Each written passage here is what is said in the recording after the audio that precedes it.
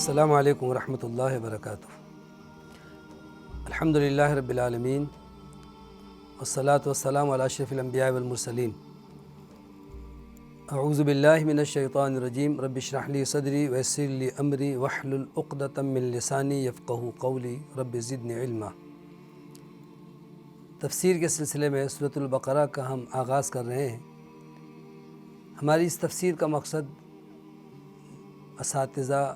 معلمین اور بالخصوص والدین کو بچوں کی تربیت کے سلسلے میں کچھ باتیں بتلانا ہے۔ قرآن مجید کی تعلیم سے ہمیں کیا حاصل ہوتا ہے، ہم بچوں کی کس طرح تربیت کریں۔ جس طرح سورۃ البقرہ میں ہم نے ابو سعید خدری رضی اللہ عنہ کے واقعے سے یہ سبق حاصل کیا کہ بچوں کی کوئی بھی تکلیف ہو، سورۃ الفاتحہ پڑھ کے دم کریں، جس سے زہر بھی اتر سکتا ہے، تو کوئی بھی بیماری اس سے شفا مل سکتی ہے اور اس سے علاج ہو سکتا ہے۔ اسی طرح سورۃ البقرہ کا بھی ہم ایک اہم ترین علاج ہے جو سیکھیں گے، والدین کے لیے بڑا زبردست نسخہ ہے۔ اکثر گھروں میں یہ شکوہ ہوتا ہے کہ شاید کچھ اثرات ہیں، یا کسی نے جادو کر دیا ہے، یا نظر لگ گئی ہے، اور بچوں نے کھانا پینا چھوڑ دیا، بچوں نے پڑھنے میں دلچسپی لینا کم کر دی ہے۔ تو والدین جب پریشان ہوتے ہیں اور اس کے لیے علاج کے لیے کسی عامل یا عالم کو تلاش کرتے ہیں، تو کیوں نہ خود علاج کریں۔ ایک بہت ہی آسان سا نسخہ ہے بچوں کی ایسی تمام تکالیف سے علاج کے سلسلے میں، کہ رسول اللہ صلی اللہ علیہ وسلم نے ارشاد فرمایا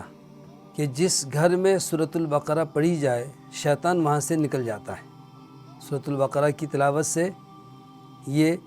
تمام تکالیف، یہ تمام بیماریاں دور ہو سکتی ہیں۔ بیماری صرف جسمانی نہیں ہوتی، بلکہ زیادہ خطرناک بیماری روحانی ہوتی ہے، جس کا ہمیں کبھی کبھی ادراک اور علم بھی نہیں ہوتا۔ تو ان تمام بیماریوں کے لیے علاج ہے قرآن مجید، اور بالخصوص سورۃ البقرہ۔ چونکہ سورۃ البقرہ بڑی عظیم اور سب سے بڑی سورت ہے قرآن مجید کی سورتوں میں سے۔ اس سورت کا شان نزول یہ ہے کہ ہجرت کے بعد جب رسول اللہ صلی اللہ علیہ وسلم مدینہ منورہ تشریف لائے، تو مشرکین کی دشمنی تو اپنی جگہ پر نہ صرف قائم تھی بلکہ بڑھ گئی، اور یہودیوں نے بھی اپنی شرارتیں بڑھا دی تھیں۔ اس کے ساتھ ساتھ ایک تیسرا گروہ بھی وجود میں آیا، اور وہ یہودیوں میں سے وہ چالاک مکار لوگ تھے جنہوں نے بظاہر اسلام کا لبادہ اوڑھا اور مسلمانوں کی صفوں میں شامل ہو کر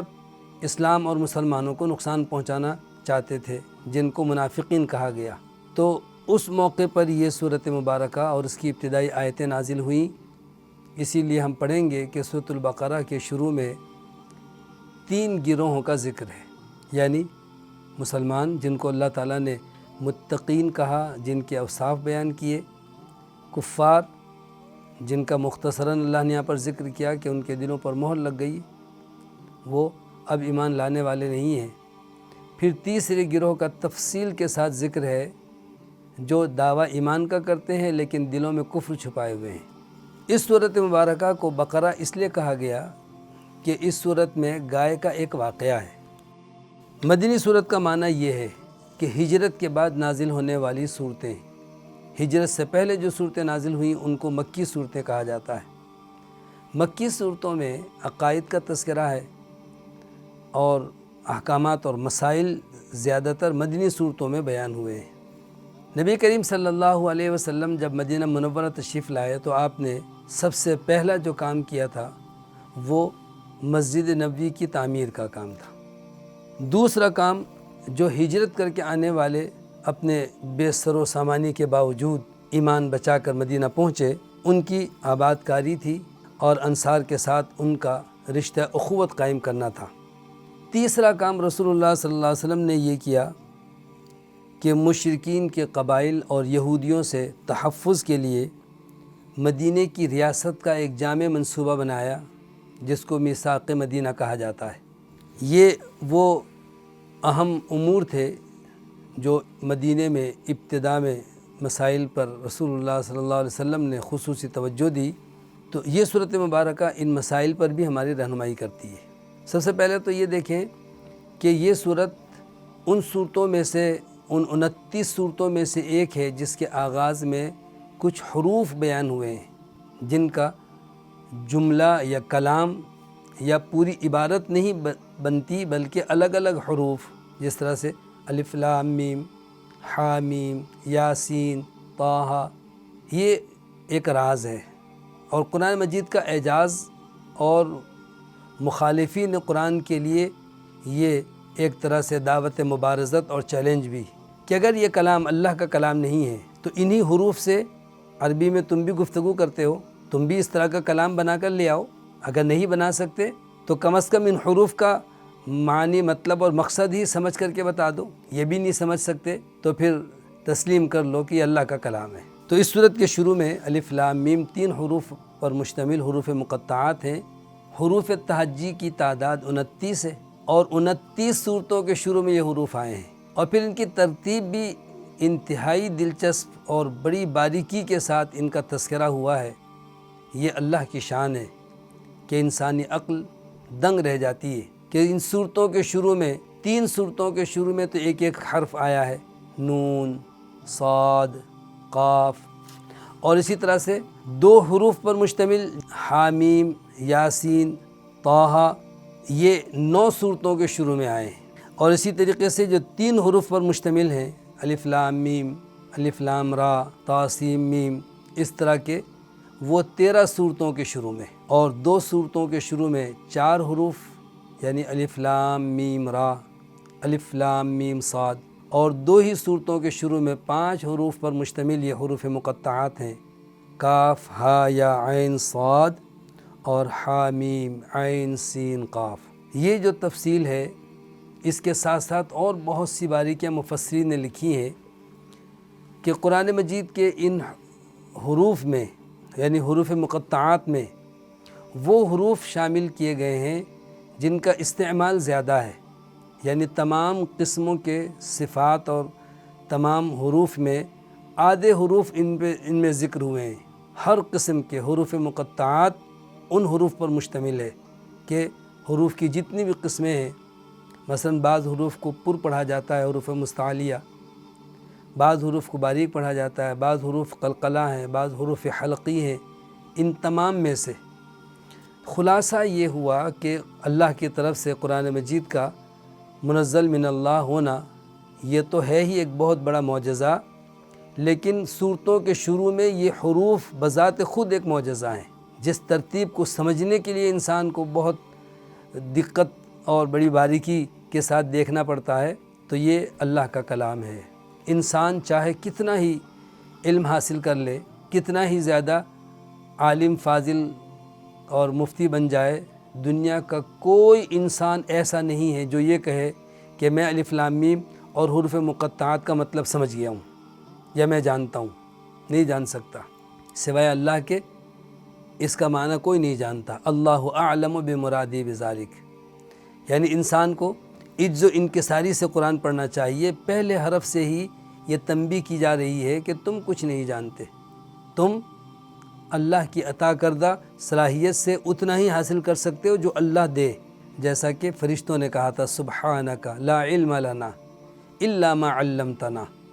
تو پاک ہے اللہ، ہمیں کچھ نہیں پتا، جتنا تو نے ہمیں بتایا اے اللہ، جتنا تو نے ہمیں سکھایا، جو کچھ تو نے ہمیں علم عطا کیا، بس ہم اتنا ہی جانتے ہیں۔ تو یہ حروف مقطعات ہیں، الف لام میم، اللہ اعلم بمرادہ بذالک، اس سے اللہ تعالیٰ کی مراد اللہ تعالیٰ ہی بہتر جانتا ہے۔ قرآن مجید کی آیتوں کے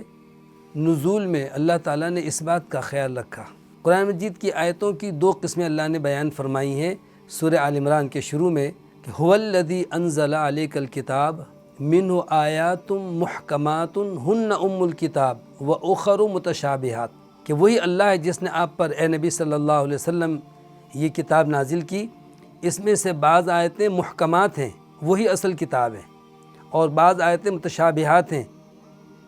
کہ جن کا مطلب اور مفہوم اللہ کے سوا کوئی نہیں جانتا، لا یعلم تاویلہ الا اللہ۔ تو یہ جو حروف مقطعات ہیں یہ ان میں سے ہیں۔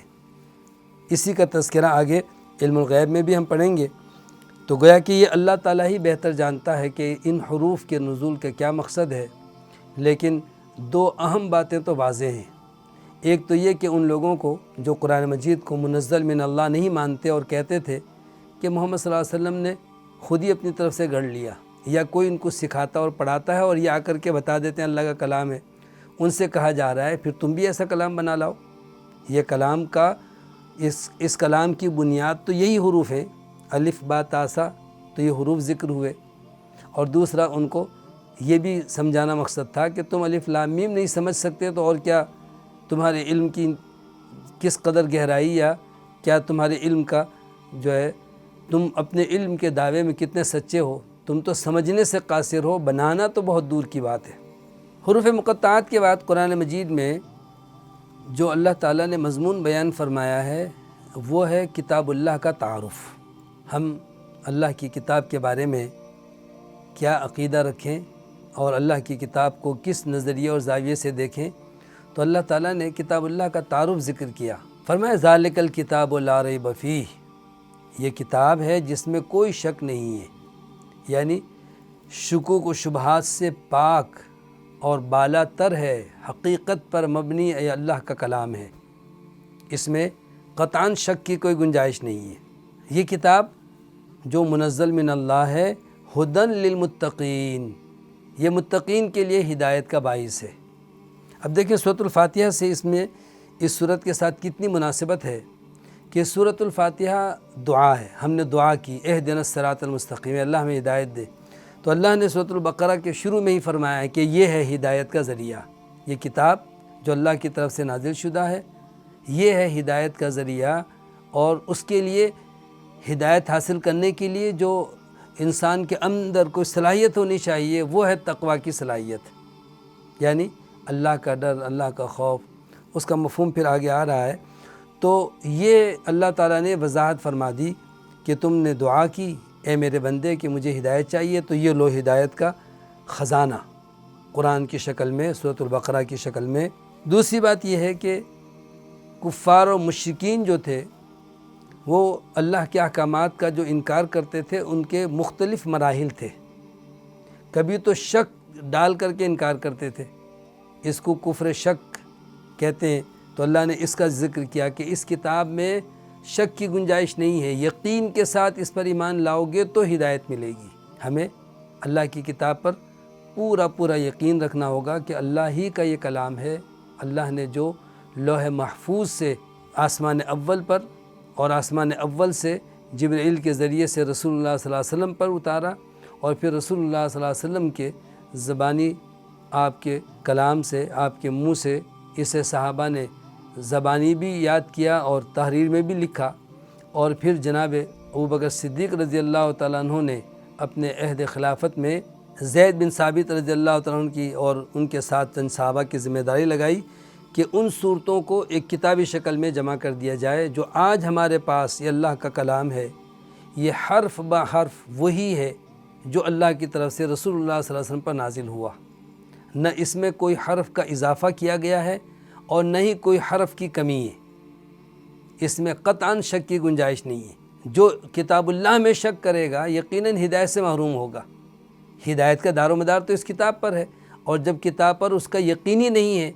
تو اس کو ہدایت کہاں سے ملے گی؟ تو سب سے پہلی بات تو یہ ہو گئی۔ پھر کفر کی مختلف قسمیں ہیں۔ سب سے پہلے تو کفر جو شک کی بنیاد پر ہوتا ہے اس کا اللہ نے ذکر فرمایا۔ پھر دوسرا کفر ہے جو محض اعراض کر کے، یعنی منہ پھیر لیا، نہیں مانتے۔ پھر تیسرا کفر ہے کہ منہ پھیرنے کے ساتھ ساتھ کوئی تکبر کرتا ہے استکبار کی بنیاد پر، اس کی بھی تفصیل آگے آئے گی کہ تکبر کرنا رشد و ہدایت کے منافی ہے۔ اگر تمہیں ہدایت چاہیے تو پھر تکبر سے اعراض کرنا ہوگا۔ پھر کفر کی چوتھی قسم ہے بغض و عناد کی بنیاد پر مخالفت اور انکار کرنا۔ پانچویں قسم ہے کہ تکذیب یعنی جھٹلانا، میں نہیں مانتا، میں اس کو سچ نہیں سمجھتا، یہ کہہ دینے سے اور اس طرح سے رویہ رکھنے سے جو کفر صادر ہوتا ہے۔ اور کفر کی ایک قسم ہے جہالت، یعنی لا علمی کی بنیاد پر، جہالت کی بنیاد پر یہ سارے جو ہے کفر کی تمام قسمیں ظاہر ہوتی ہیں۔ تو اللہ رب العالمین نے ایمان کا ذکر فرمایا کہ تم ایمان اور یقین کے ساتھ اس کتاب کو پڑھو جس میں کوئی شک نہیں ہے۔ اساتذہ اور والدین اس پر توجہ دیں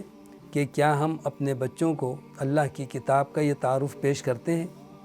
ہم نے کبھی ان کو اس طرح سے بتایا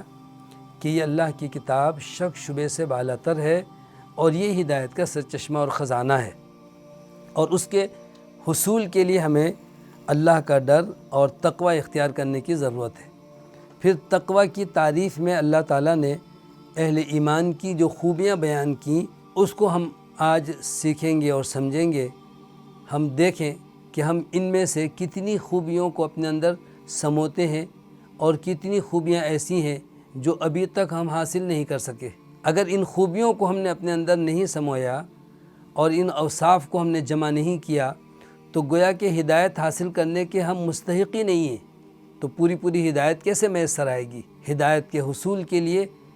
ابتدا میں ہی اللہ نے شرط بیان کر دی کہ ہدن للمتقین، یہ ہدایت اور رہنمائی کی کتاب ہے متقین کے لیے، غیر متقی اس سے ہدایت حاصل نہیں کر سکتا۔ یہاں ایک اہم اشکال ہے کہ ایک جگہ تو قرآن میں فرمایا ہدی للناس، تمام لوگوں کے لیے ہدایت، اور یہاں پر فرمایا ہدی للمتقین۔ تو اس مسئلے کو سمجھ لیجئے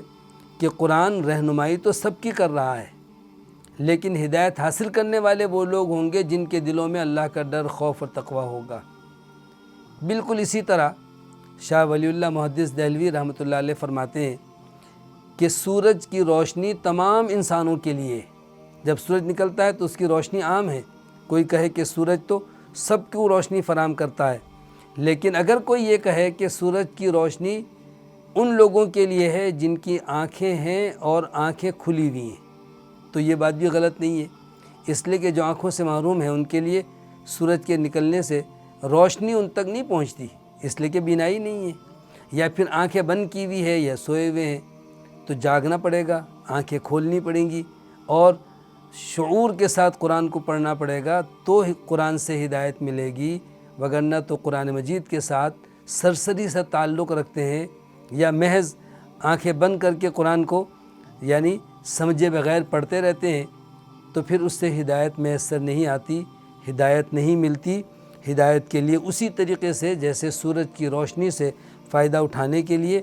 ہماری آنکھوں میں بھی روشنی ہونی چاہیے اور آنکھیں کھلی ہوئی ہوں اور ہم جاگ رہے ہوں، اور پھر ہم کوئی چیز دیکھنا چاہیں تو اس روشنی میں دیکھ لیں گے، ورنہ تو سورج کا کیا قصور؟ سورج نکلتا ہے اور چمگادڑ کو کچھ دکھائی نہیں دیتا۔ تو اگر ایسے ہی قرآن مجید سے کسی کو ہدایت نہیں ملتی تو قرآن مجید کی ہدایت میں کوئی شک نہیں ہے، دراصل اس نے اپنے آپ کو ہدایت حاصل کرنے کے لائق نہیں بنایا۔ تو ہدی للمتقین سے ہمیں تقوی پرہیزگاری اختیار کرنے کی تلقین کی گئی ہے۔ تقوی کن لوگوں میں اور کون سی خوبیوں کے مالک متقین کہلاتے ہیں، اگلی نشست میں انشاءاللہ ہم ان خوبیوں کو پڑھیں گے۔ وآخر دعوانا ان الحمد للہ رب العالمین۔